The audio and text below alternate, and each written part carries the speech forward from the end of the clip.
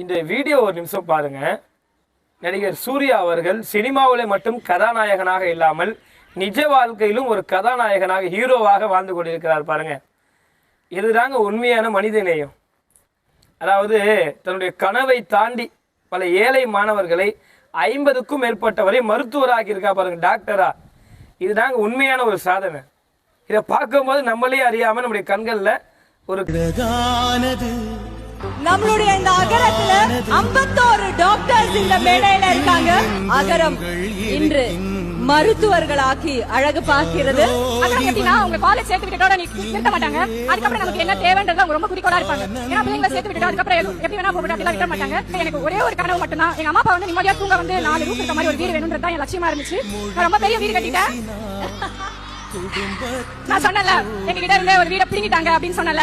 10 வருஷம் ஆச்சு. அந்த 10 வருஷம் கழிச்சு எனக்கு அகரம் கொடுத்த கல்வியால திரும்ப என் வீட்டை நான் மீட் எடுத்தேன். ஆனா எல்லாமே நான் லீகலா பண்ணேன்.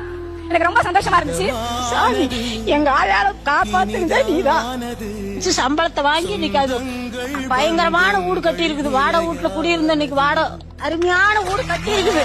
திறமைகள் இருந்தும் பணம் ஒன்று மற்றும் கல்விக்கு தடையில்லை என்று எங்களுக்கு தோள் கொடுத்து தூக்கி விட்டாங்க என்னோட சூர்யா அண்ணா. இப்ப பல வெற்றிகளை கண்டு நான் உங்க முன்னாடி வந்து நிக்கிறேன்.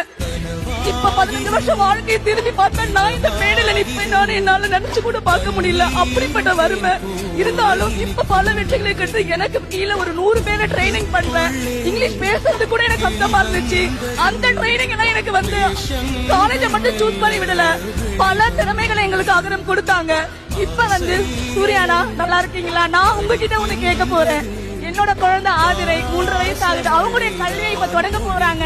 நீங்க வந்து எனக்கு காப்போட்டு கொடுத்து என்னோட குழந்தை கல்வி நீங்க தொடங்க வைக்கணும். கண்டிப்பா இவ்வளவு பல வெற்றிகளோடு வரும். இவன் கண்ட